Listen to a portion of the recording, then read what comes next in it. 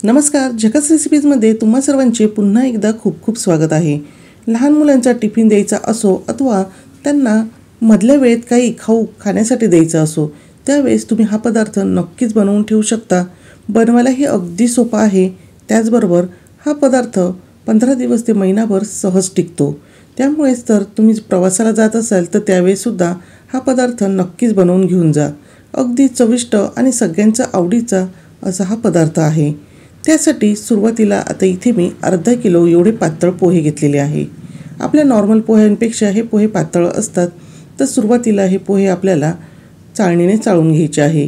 त्यानंतर जर शक्य असेल तर तुम्ही उन्हामध्ये सुद्धा हे पोहे 1 ते 2 तास ठेवू शकतात, म्हणजे ते छान असे कुरकुरीत राहतील।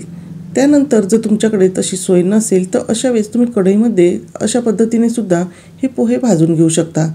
कढई गरम झालेली आहे आणि गॅसची फ्लेम इथे मी मीडियम टू लो ठेवलेली आहे आणि मीडियम टू लो फ्लेमवर हे पोहे अगदी हलक्या हाताने असे हलवून भाजून घेणार आहे।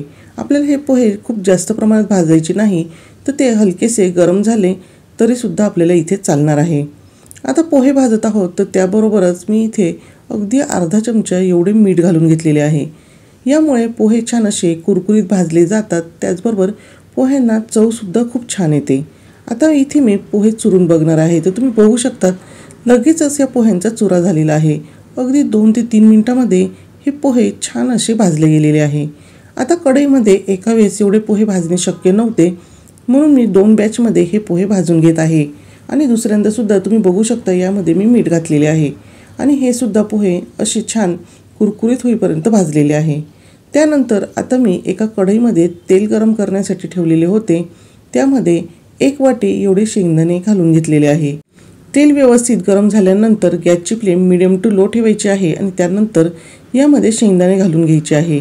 आता शेंगदाणे अशा पद्धतीने जर तळले तर ते आतपर्यंत छान असे खमंग तळले जातात। शेंगदाणे तळायला लागल्यावर तुम्ही इथे बघू शकता त्याचे जे वरचे आवरण आहे तर ते बाजूला व्हायला सुरुवात झालेली आहे। त्याचबरोबर शेंगदाण्यांना छान असा तांबूस रंग आलेला आहे। आता हे शेंगदाणे अगदी परफेक्ट असे तळले गेलेले आहे, तर लगेचच मी हे बाजूला काढून घेते। त्यानंतर यामध्ये अर्धी वाटी एवढे भाजलेल्या फुटाण्याच्या ज्या डाळ्या आहेत तर त्या घालून घेते। हे फुटाण्याच्या डाळ्या ज्या आहेत तर त्या तळण्यासाठी अजिबात जास्त वेळ लागत नाही, त्यामुळे आपल्याला अशा पद्धतीने सतत हलवत ह्या डाळ्या आपल्याला व्यवस्थित तळून घ्यायच्या आहे आणि छान असं तांबूस रंग यायला लागल्यावर लगेचच बाहेर काढायचे आहे, कारण की त्या लगेच जास्त तळल्या जाऊ शकतात आणि काळपट होऊ शकतात।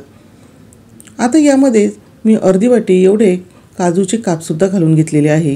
इथे तुम्ही याचे प्रमाण कमी अधिक हे करू शकतात आणि काजूसुद्धा आपल्याला छान असे व्यवस्थित तळून घ्यायचे आहे।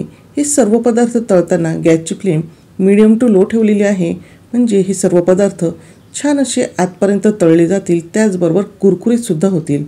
त्यानंतर इथे मी 1 वाटी एवढे सुक्या खोबऱ्याचे काप घातलेले आहे। हे काप आपल्याला छान असे पातळ कट करून घ्यायचे आहे आणि खमंग असे तांबूस रंग येईपर्यंत तळून घ्यायचे आहे। असे हे खोबऱ्याचे काप छान असे कुरकुरीत लागतात। त्यानंतर इथे मी 1 वाटी एवढे स्वच्छ धुवून आणि पुसून घेतलेले कढीपत्त्याची पानं घातलेली आहे आणि ही पानंसुद्धा आपल्याला छान अशी कुरकुरीत होईपर्यंत तळून घ्यायची आहे। ही पाने पूर्णपणे छान तळून झाल्यानंतर तुम्ही इथे बघू शकतात कढीपत्त्याच्या पानांचा रंग बदललेला आहे, त्याचबरोबर त्याचा कुरकुरीतपणासुद्धा इथे जाणवत आहे। आता ही सर्व कढीपत्त्याची पाने मी बाजूला काढून घेणार आहे आणि या कढईमध्ये फक्त 3 चमचे तेल हे शिल्लक ठेवलेले आहे। बाकी तेल सर्व आपल्याला काढून घ्यायचे आहे। त्यानंतर पाव कप एवढे हिरवी मिरचीचे बारीक करून घेतलेले तुकडे या तेलामध्ये आपल्याला कुरकुरीत होईपर्यंत तळून घ्यायचे आहे आणि इथे तुम्ही बघू शकतात की हिरवी मिरची तळल्यानंतर अशा पद्धतीने ही दिसते आहे। आता आपल्याला गॅसची फ्लेम अगदी लो करून घ्यायची आहे आणि त्यानंतर यामध्ये मी छोटा 1 चमचा हळद घालून घेतलेली आहे आणि मिरचीबरोबर ही हळद आपल्याला व्यवस्थित मिक्स करायची आहे। आता गॅसची फ्लेम मी इथे बंद केलेली आहे आणि इथे आपण भाजून आणि कुरकुरीत करून घेतलेले पोहे बघू शकतात आणि त्यावरच आपल्याला ही फोडणी घालून घ्यायची आहे। आपल्याला त्यानंतर जे पोहे आहेत ते कढईमध्ये थोडेसे घालून पुन्हा आपल्याला हे पोहे व्यवस्थित त्या तेलामध्ये पुसून घ्यायचे आहे, म्हणजे कढईचे जे तेल आहे तर ते वाया जाणार नाही आणि हलक्या हाताने हे आपल्याला मिक्स करून घ्यायचे आहे। आता आपल्याला यामध्ये काही मसालेसुद्धा वापरायचे आहे। त्यासाठी सर्वात अगोदर इथे मी घालून घेत आहे मीठ। आपण अगोदर मीठ घातलेले होते, त्यामुळे त्या अंदाजानेच आपल्याला इथे मीठ घालायचे आहे। त्यानंतर यामध्ये मी 1 चमचा आमचूर पावडर घातलेली आहे, 1 चमचा घालून घेतलेला आहे चाट मसाला।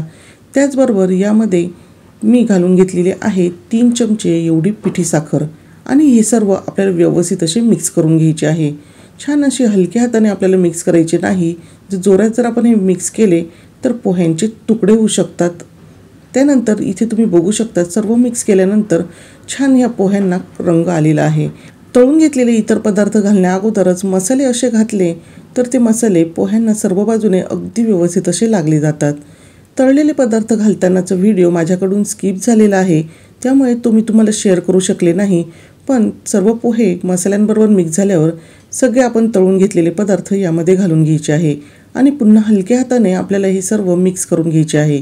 आणि इथे आपला खमंग, कुरकुरीत, त्याचबरोबर अगदी झटपट होणारा पातळ पोह्यांचा चिवडा खाण्यासाठी अगदी तयार आहे।